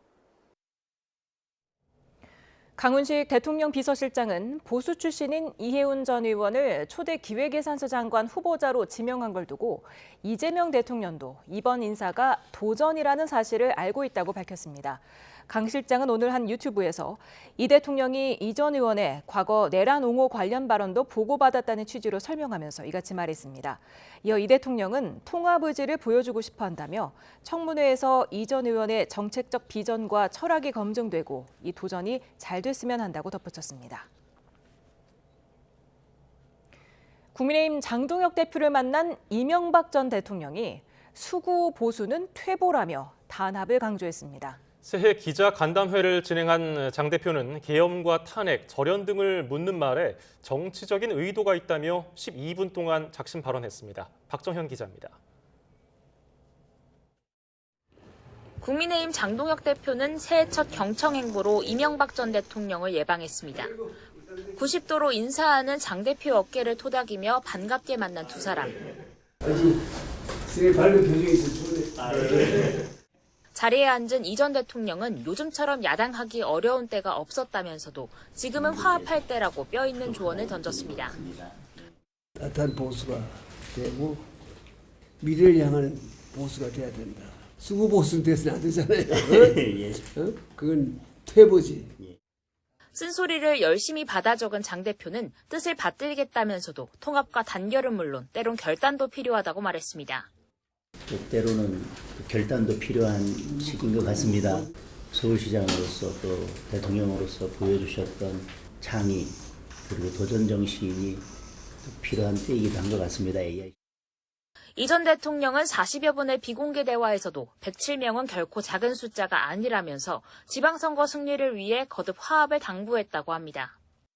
장 대표는 하지만 이어진 신년 기자간담회에서 보수 통합을 묻자 이렇게 답했습니다. 지금은 국민의힘의 힘을 키우는데 저는 더 많은 노력을 하는 게 맞다고 생각합니다. 걸림돌이 있다면 그 걸림돌이 먼저 제거되어야 할 것입니다. 어떤 걸림돌은 당원들과의 관계에 있어서 직접 그것을 해결해야 될 당사자가 있습니다. 형식적인 통합과 연대를 말할 때가 아니라고도 했는데 당원 게시판 사태로 내용 중심에 선 한동훈 전 대표를 겨냥한 거로 해석됩니다. 장동혁 대표는 또 계엄 사과와 윤석열 전 대통령 절연 등을 묻는 말에 무려 12분간 열변을 토했습니다. 자신은 비상계엄 해제 표결에서 찬성했고 헌법재판소 결정도 존중한다면서 정치적 의도가 있느냐고 날을 세웠습니다. 무거운 책임감을 느끼고 있다는 말씀도 이미 여러 차례 드렸습니다. 저에게 계속적인 입장을 요구하는 것은 다른 정치적인 의도가 있다고 밖에. 연초부터 곳곳에서 노선 변화 요구가 터져나오고 있지만 훈수 정치는 비겁하다는 반대 목소리도 여전합니다. 장동혁 대표가 조만간 발표할 새 신안에 다양한 목소리를 어떻게 담아낼지 변곡점이 될 거로 보입니다. YTN 박정현입니다. 관봉권 띠지 분실 의혹과 쿠팡 퇴직금 수사 외압 의혹을 수사하는 상설특검이 대검찰청을 압수수색했습니다. 검찰 윗선의 증거 은폐나 수사 무마 지시 여부와 관련된 자료를 확보하면서 수사 속도를 높이고 있습니다. 조성호 기자입니다. 안권섭 특별검사팀이 대검찰청 압수수색에 나섰습니다. 대상에는 검찰 내부망을 관리하는 정보통신과가 포함됐습니다. 관봉권 띠지 분실 의혹과 쿠팡 수사무마 의혹 관련 메신저 기록 등 전산 자료를 확보한 걸로 알려졌습니다. 대검은 서울 남부지검이 건진법사 전성배 씨 자택에서 압수한 현금 다발에서 한국은행 관봉권 띠지를 분실한 사건을 직접 감찰했습니다. 지난해 8월 22일까지 검찰 메신저 내역을 바탕으로 수사했고 고의적인 증거 은폐는 없었다는 취지의 결과를 발표했습니다. 봐주기 감찰 논란은 상설특검 출범의 빌미가 됐습니다. 대상자가 검사이기 때문에 결국 제19 감사하기 측면이 있지 않겠나 이런 의심을 갖다 거두기가 쉽지 않지 않겠습니까? 특검은 지난달 대검 감찰부에서 수사 기록 등을 넘겨받아 분석했고 한국은행 발권국에서 띠지 관련 자료를 확보했습니다. 추가로 수집한 증거와 향후 수사를 통해 감찰과 수사 과정에 문제가 없었는지 확인할 방침입니다. 특검은 대검 압수수색에서 쿠팡 퇴직금 미지급 사건을 불기소 처분한 인천지검 부천지청의 수사보고서 등도 확보한 걸로 알려졌습니다.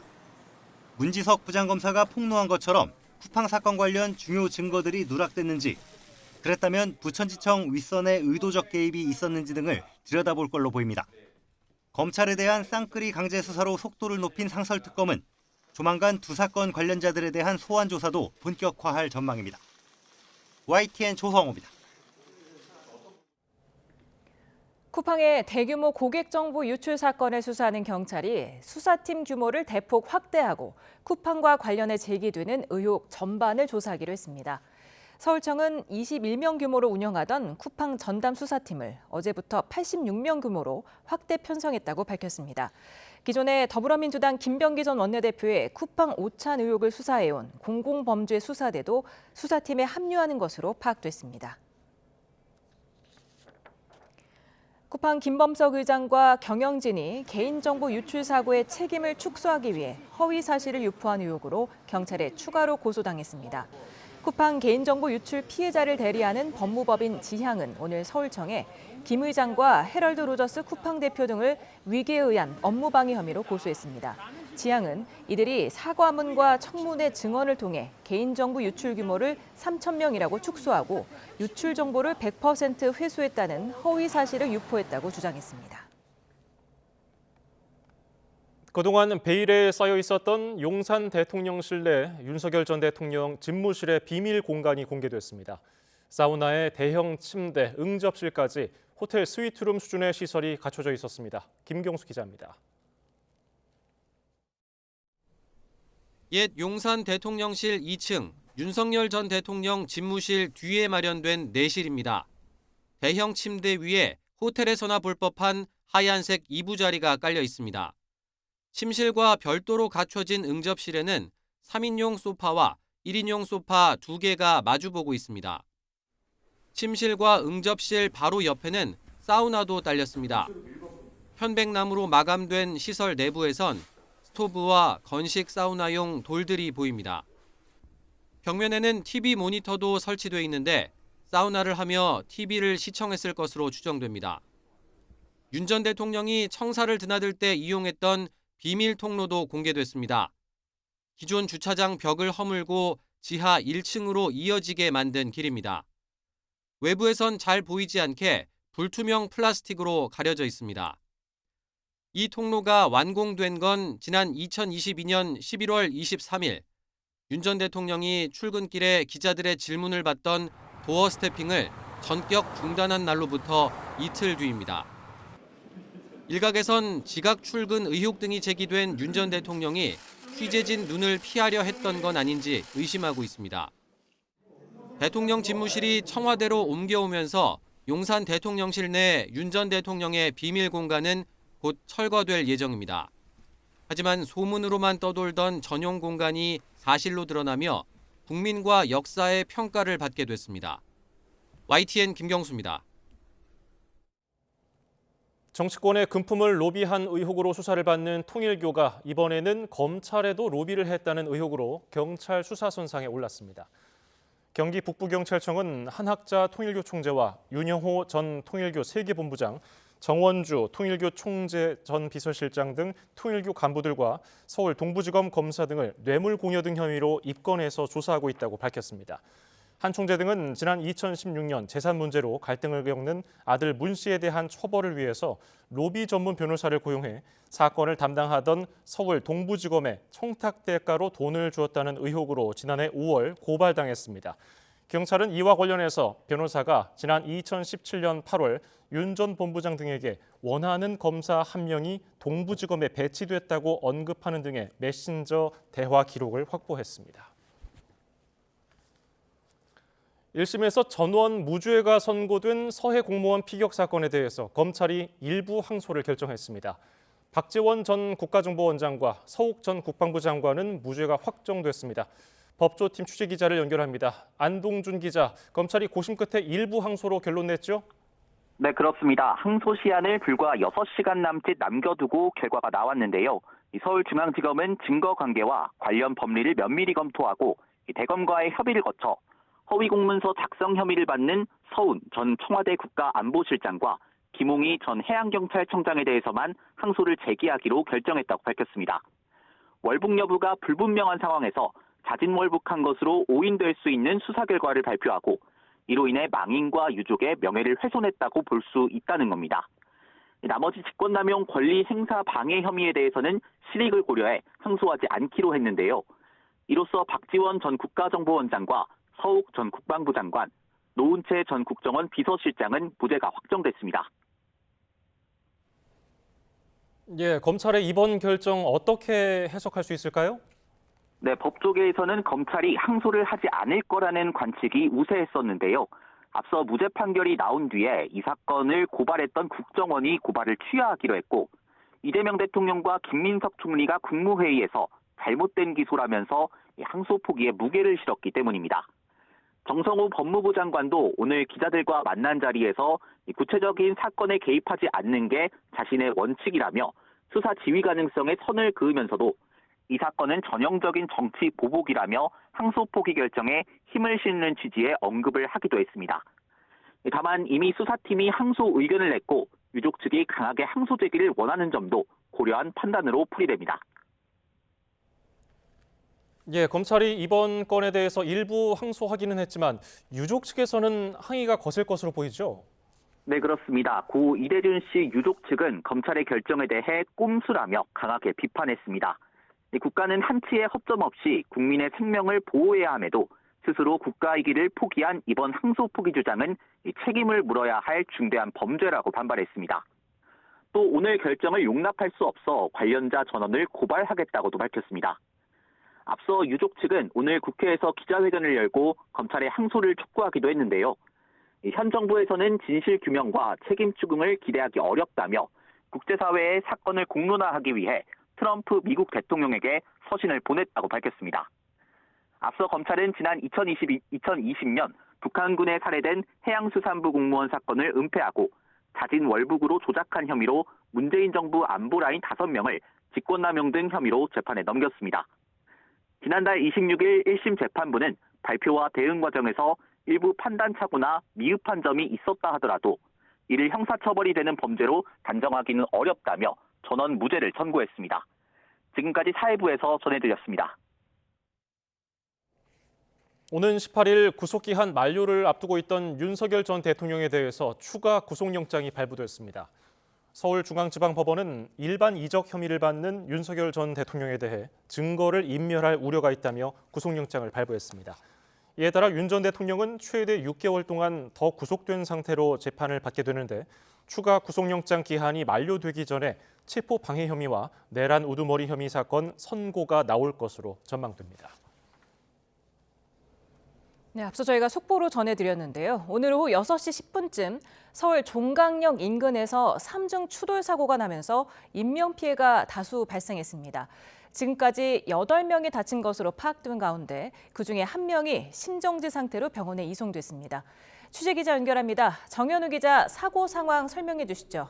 네, 일단 종강역 인근에서 저희 YTN 취재진이 찍은 그림부터 한번 보겠습니다. 일단 가장 맨 앞에 인도 쪽으로 차량 한 대가 돌진해 있는 듯한 모습이고 연기도 계속해서 나고 있습니다. 사고 충격이 워낙 강했는지 보시면 창문 쪽이 완전히 깨져 있는 모습도 볼 수가 있습니다. 현장 보시면은 이렇게 소방대원들이 여러 출동해서 인명구조를 하는 듯한 모습도 현장에서 확인할 수가 있었는데요. 워낙 사고가 크다 보니 다수의 소방관이나 경찰들이 현장에 출동한 것으로 보입니다. 바닥 쪽에는 차량 파편들이 워낙 많이 쏟아져 있습니다.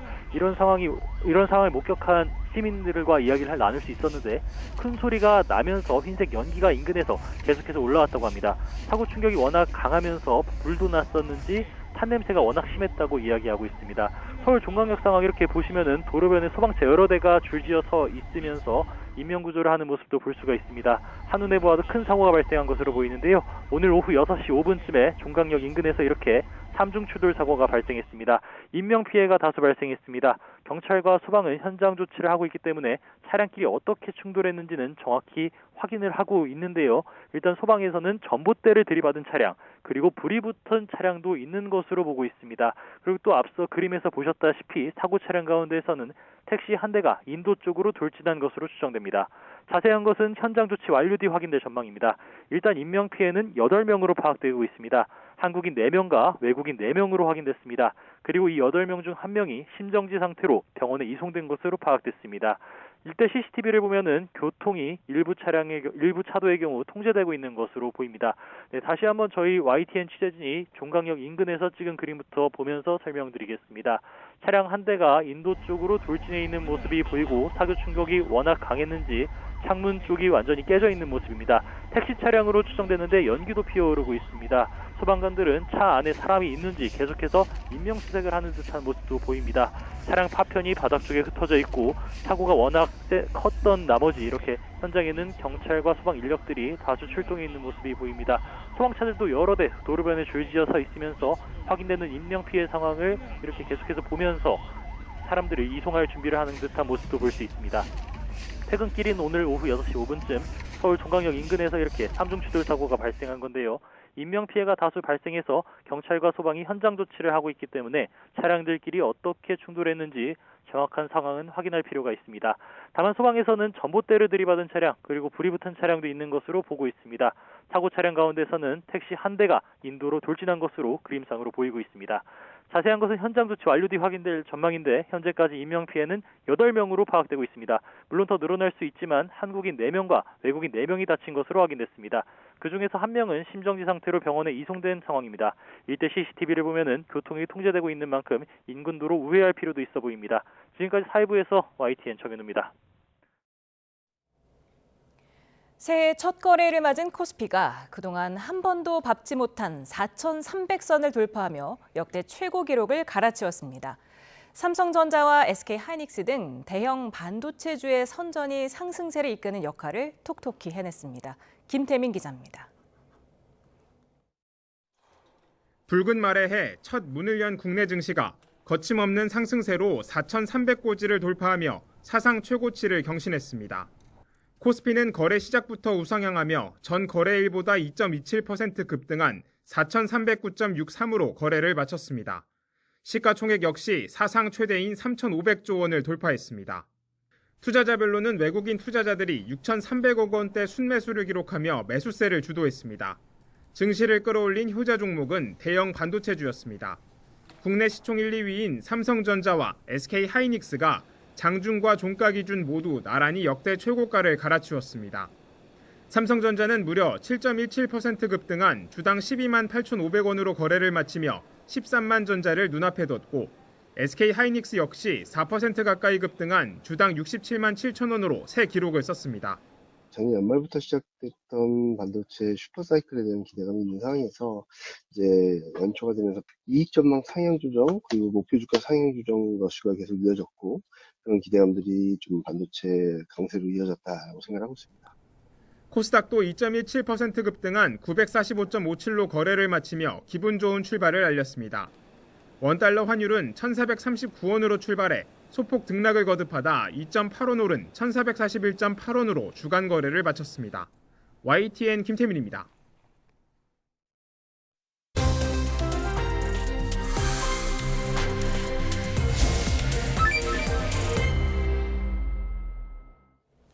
새해부터 정치권은 공천 헌금 의혹으로 뒤숭숭합니다. 경찰은 강선우, 김병기 의원에 대한 수사에 착수할 예정인데요. 관련 내용 임주혜 변호사와 짚어보겠습니다. 어서 오세요. 안녕하세요. 네, 안녕하세요. 네, 어제 강선우 의원이 민주당에서 제명이 됐는데 가장 큰 역할을 했던 게 거짓 소명을 했던 거예요. 원래 본인은 발언권이 없다고 했는데 굉장히 단수 공천을 적극적으로 주장을 했더라고요. 그렇죠. 김경식 의원이 어떤 배경으로 강선우 의원의 지역구에 단수 동천이 된 것인가, 이 부분이 어쩌보자면 의혹의 핵심이었는데요. 강선우 의원은 당초에 해명을 하는 과정에서 본인은 발언권이 없었다, 단수 공천 과정에서 본인의 어떤 입김이 작용할 여지가 없었다는 취지의 발언을 했습니다. 그런데 이것은 사실 사실관계 확인이 쉬운 부분인 것이, 이 공천 관련해선 당연히 민주당 내부적으로도 회의와 같은 절차가 있을 것이고, 그렇다면 회의록이 남아있게 됩니다. 그런데 지금 민주당 인사들에 따르면 그 회의록을 확인을 해보니 강선우 의원이 이 공천과 관련해서 단추 공천과 관련된 발언을 한 것으로 확인했다라는 취지가 지금 언급이 되고 있고요. 그 부분이 좀 결정적으로 제명까지 가게 된 요인으로 작용했다고 보여집니다. 예, 강선호 의원은 1억 원을 돌려줬다고 주장하잖아요. 그러면은 감경 요인이 되는 겁니까?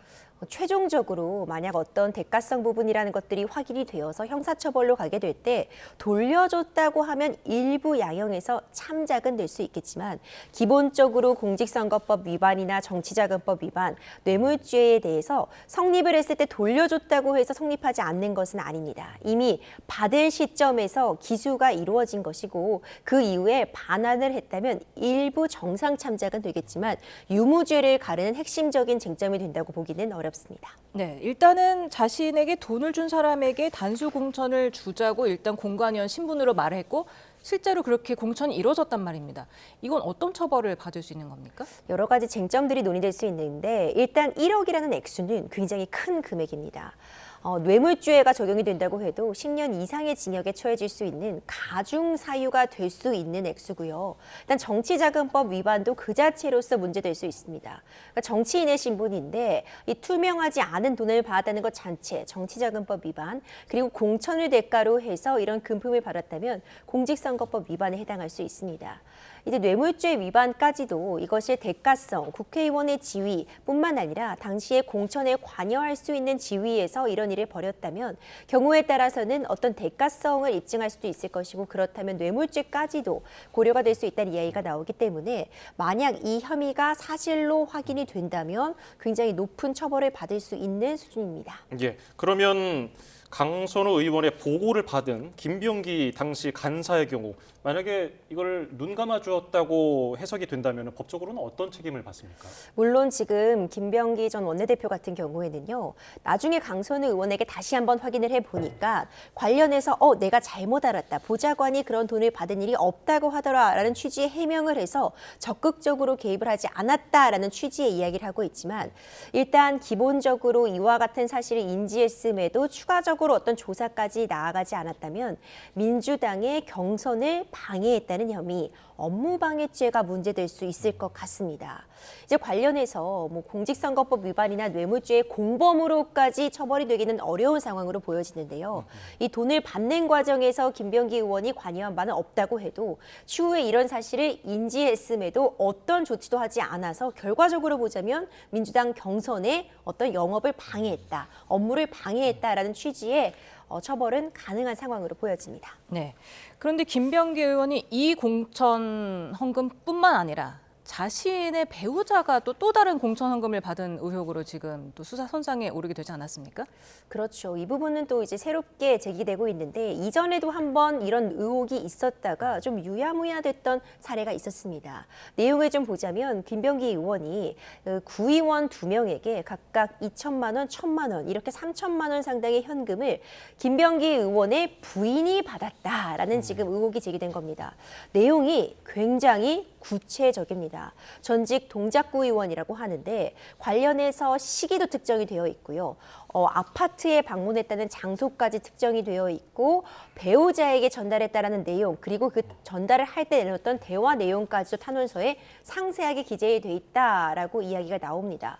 물론 이 돈을 돌려받았다고 합니다. 몇 달이 지나서 이 김병기 전 원내대표의 배우자가 새우깡이 담겨있는 쇼핑백에 다시 돈을 넣어서 돌려주었다라는 구체적인 진술까지 확보가 되고 있는데, 이번 사안 역시도 지금 돈을 돌려줬다고는 하나 돌려주는 과정에 있어서 굉장히 긴 시간, 몇 달 정도가 소요가 되었고요. 이 김병기 전 원내대표의 부인이 받은 돈이라고 해도 굉장히 적절하지 못하다라는 비판, 나아가서 이 역시도 뭐 어떤 부분에 있어서든 뇌물죄라던가 공직선거법 위반, 정치자금법 위반 혐의가 다수 포함될 수 있는 사안이어서 수사가 좀 필요한 상황입니다. 예. 탄원서 내용이 사실이라면은 김병기 의원의 배우자가 이게 돈을 요구한 건데 이럴 경우에 국회의원 당사자 그리고 배우자까지도 처벌 대상이 되나요?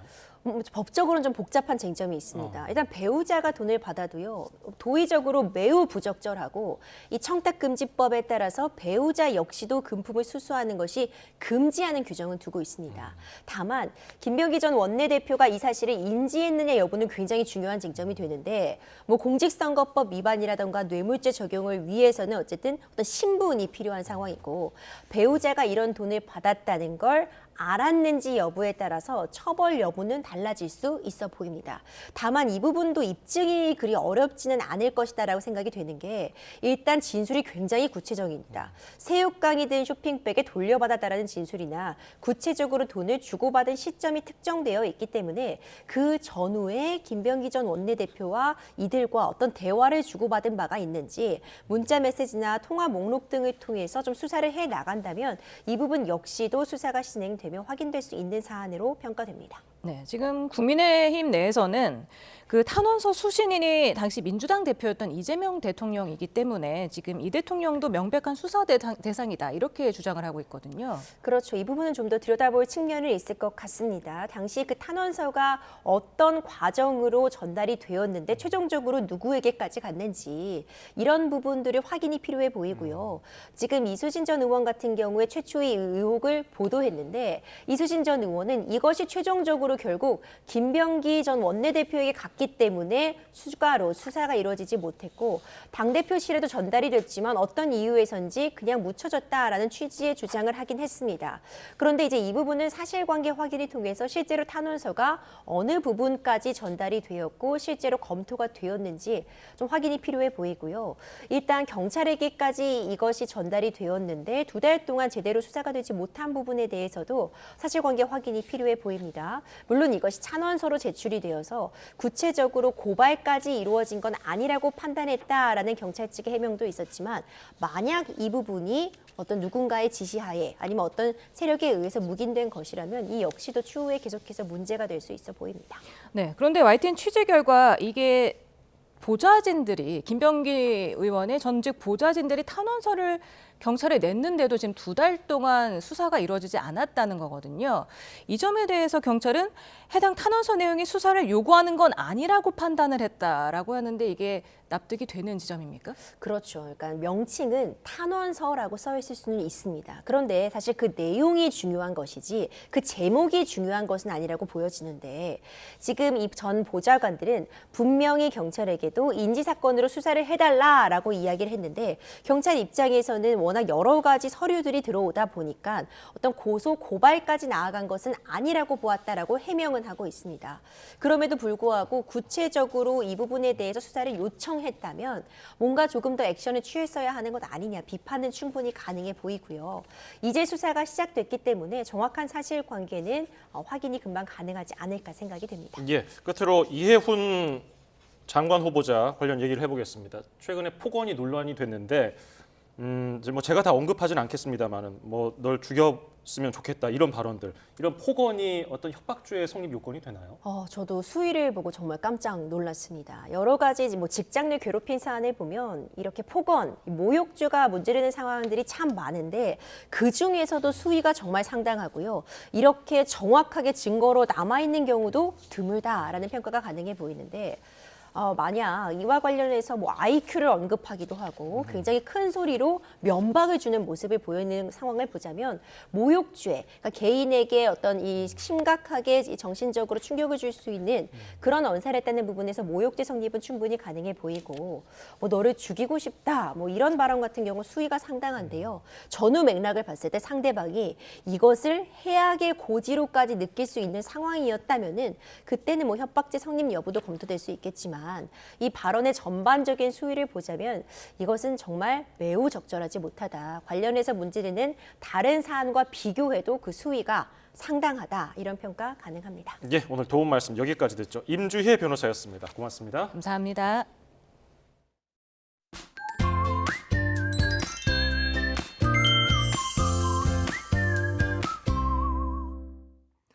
새해 첫 출근길 추위가 무척 매서웠습니다. 한낮에도 기온이 크게 오르지 못하고 영하권 추위가 기승을 부렸는데요. 내일도 대관령의 아침 기온 영하 15도, 서울 영하 9도, 대구는 영하 6도까지 떨어지는 등 오늘보다는 조금 높겠지만 여전히 평년 수준을 2에서 4도가량 밑돌며 무척 춥겠습니다. 다행히 낮에는 서울 2도, 광주 6도, 부산 7도까지 오르는 등 평년과 비슷한 수준을 회복하며 추위가 풀리겠습니다.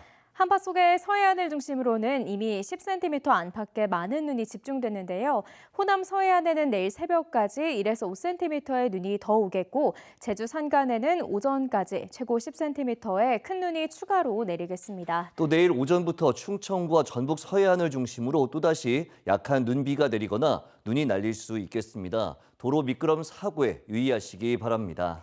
반면 무척 건조한 날씨가 이어지는 가운데 건조경보가 내려져 있는 동해안을 중심으로는 계속해서 바람이 강하게 불 것으로 보여 산불 등 화재 사고에 각별한 주의가 필요하겠습니다. 휴일인 모레는 기온이 조금 더 오르겠지만 오전 한때 충청과 전북에 눈이 조금 날리겠습니다. 주말에 맞춰 추위가 물러나면서 겨울 산을 찾는 분들도 있을 텐데요. 방한과 방수 기능이 있는 등산복을 착용하고 아이젠과 등산 스틱, 비상식량도 챙겨야 안전하게 산행을 할 수 있습니다. 또 산행 전날 음주를 자제하는 등 컨디션을 관리하는 것이 좋고요. 만약에 사태에 대비해 3명 이상이 함께 등산을 하는 것이 좋습니다. 그리고 해가 빨리 지고 고지대는 더 빨리 어두워지기 때문에 오후 4시에는 산 밑에 도착하도록 계획을 짜는 것이 좋겠습니다. 날씨 캔버스의 윤수빈, 김수현이었습니다. 네, 속보 또 전해드립니다. 오늘 오후 6시 20분쯤 서울 종로구 귀금속 거리에서 불이 났습니다. 소방당국이 현장에 도착해 화재를 진압 중인데 아직까지 파악된 인명피해는 없는 것으로 전해졌습니다. 예, 불과 함께 연기가 많이 피어오르면서 종로구는 안전문자를 통해 연기 다량 발생으로 안전에 유의하고 인근 통행 시에 우회 바란다고 당부했습니다. 소방당국은 불을 완전히 끄는 대로 정확한 화재 원인을 조사할 예정인데요. 보다 자세한 소식은 이어지는 뉴스에서 전해드리겠습니다. 뉴스 플러스를 마칩니다. 고맙습니다.